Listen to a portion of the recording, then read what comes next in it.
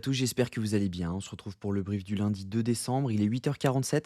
Aujourd'hui, on va parler donc des news économiques, du ratio long and short, du funding, open interest, des liquidations. On regardera ce que font les whales en finissant par l'analyse technique de Bitcoin. Mais avant ça, on va regarder ce qui s'est passé donc hier sur Bitcoin. On n'a pas eu de changement depuis samedi, donc c'est pour ça que j'ai pas fait de vidéo sur Bitcoin hier. À mon avis, voilà, on va, à mon avis, casser aujourd'hui par le bas. Il y a de fortes chances que voilà, ces liquidités qui se sont accumulées ici viennent à casser et par conséquent, on pourrait très bien revenir chercher les 93 500 aisément, je pense. Maintenant, est-ce qu'on va rebondir ici ou est-ce que ça va être simplement un rebond technique pour venir chercher les 90 500 comme je prévoyais et derrière pouvoir repartir donc à la hausse? Je ne sais pas, mais on verra. En tout cas, ce que je pense, c'est que voilà, on a de fortes chances de casser par le bas aujourd'hui. Si jamais on regarde les news économiques, on a le PMI manufacturier à 15h45 ainsi que l'indice PMI manufacturier de l'ISM aujourd'hui donc à 16h. Donc attendez-vous à avoir du mouvement entre 15h, donc ouverture des marchés, et 16h parce que tout simplement on a eu Thanksgiving quand même la semaine dernière. Pendant 2 jours les marchés étaient fermés ou pré-fermés, hein. On avait, même si jamais on a eu une pré-ouverture, bah, il n'y a pas eu à mon avis énormément de personnes qui ont tradé. Pas mal de gens ont dû prendre leur week-end. Donc à mon avis le mouvement va être aujourd'hui. Et vous savez ce qui se passe en général quand l'Asian est bearish, bah, souvent, l'US est bearish également. Donc on peut à mon avis casser par le bas aujourd'hui. Donc faites attention, quand même à ça. Au niveau du ratio long and short, on a une augmentation du nombre de longues sur les dernières 24 heures. On a 256 millions de longues en plus et les fundings sont là pour nous en attester.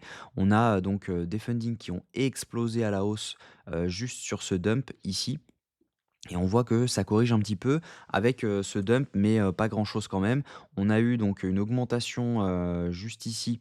On a eu une augmentation donc juste là, donc de l'open interest avec une augmentation des funding. On regarde également juste ici également, mais quand on regarde grossièrement ici, on voit une augmentation de l'open interest avec une grosse baisse des funding. Donc ça veut dire qu'il y a également pas mal de shorts qui sont ouverts donc, juste au-dessus. Donc potentiellement des liquidations juste au-dessus, ici, ici et ici.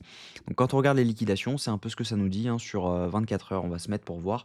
Mais voilà, sur 24 heures, on a pas mal de liquidations à la hausse, comme je vous le disais juste ici, ici. Alors là, on est sur Ether, pardon. J'ai oublié de charger, donc ça ne change rien, hein.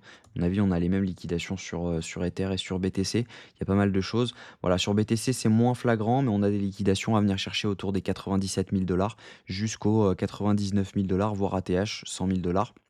Mais on a un dernier cluster à venir prendre autour des 95 360 dollars. Si jamais on regarde sur 3 jours, c'est la même chose. On a vraiment beaucoup de liquidations à venir prendre en bas et ça peut s'arrêter donc jusqu'aux 94 345 dollars. Donc, ce qui coïnciderait potentiellement avec la zone juste ici. Maintenant, à voir le temps qu'on met à y aller. Si jamais on dump directement, donc comme ça, il y a peu de chances du coup qu'on vienne chercher la zone que je vous donnais. Malgré tout, hein, si jamais on voit que on descend tranquillement, il y a de fortes chances qu'on vienne chercher l'order block qu'on a juste ici, parce que tout simplement, bah, si jamais on descend tout doucement, on peut très bien faire quelque chose comme ça, où on vient chercher, derrière on repart potentiellement. Donc voilà, au niveau des liquidations, moi ce que je pense c'est que bah, il y en a beaucoup qui sont en train de s'accumuler en bas. Maintenant, on peut très bien juste mèche en dessous dans l'order block ici, et derrière pouvoir repartir. Parce que pour rappel, on a quand même un order block juste ici. Je vais clean un petit peu le tableau, comme ça on voit mieux. Hop. Mais on a quand même un order block, donc celui-là je peux l'enlever, on a déjà mitigate quand même pas mal. Mais voilà, on a un order block à venir prendre juste ici. Et par conséquent, on ne l'avait pas encore pris, sauf ici vite fait. Mais voilà, on a potentiellement un petit scalp à tenter. Je pense que je vais me le tenter d'ailleurs, parce que ça peut être un scalp intéressant. Là-dessus, on peut avoir, à mon avis, un RR de 2 assez facile sur ça. Donc faites attention quand même, parce que ça, c'est pas un trade qui est anodin, hein. On peut très bien ne pas rebondir et directement dump dans cet order block-ci. Et si je ne rebondis pas ici, ce sera dans celui-ci. Donc faites attention à vous quand même. À mon avis, on va avoir pas mal de volatilité aujourd'hui. Et cette semaine, donc pareil, j'ai pas chargé la page sur Bitcoin, donc je ne suis pas réveillé donc on va charger la page vite fait.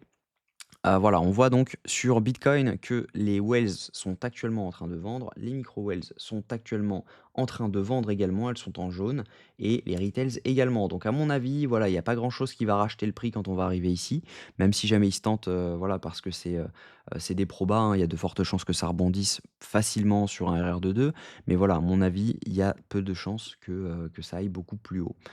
Donc faites attention à vous, je pense qu'on va dump aujourd'hui. On a de fortes chances également de venir chercher la zone OTE de ce mouvement-ci, qui représente également une coïncidence avec l'order block à 93 485 $. Je ne dis pas qu'il faut short, parce que le short se prenait en haut, même si je n'en avais pas de setup, il se prenait en haut.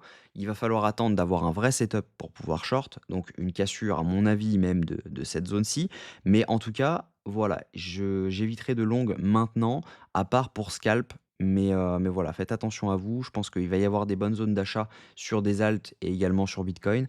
Donc prenez votre temps, n'allez pas vous précipiter. Je pense que voilà, on va avoir des setups sympathiques pour swing également sur les alts parce que ça fait un moment qu'on attend pour ouvrir des swings et je pense qu'on va les avoir prochainement. Voilà, j'espère que cette vidéo vous a plu. Un peu brouillon, désolé pour l'embrouillage sur Ether et BTC. Mais voilà, j'espère que cette vidéo vous a plu. Si c'est le cas, je vous invite à la liker, à commenter la crypto que vous souhaiteriez que j'analyse pour ce soir ou demain. La vidéo sortira donc ce soir ou demain. Prenez soin de vous, passez une bonne journée. À demain, même heure.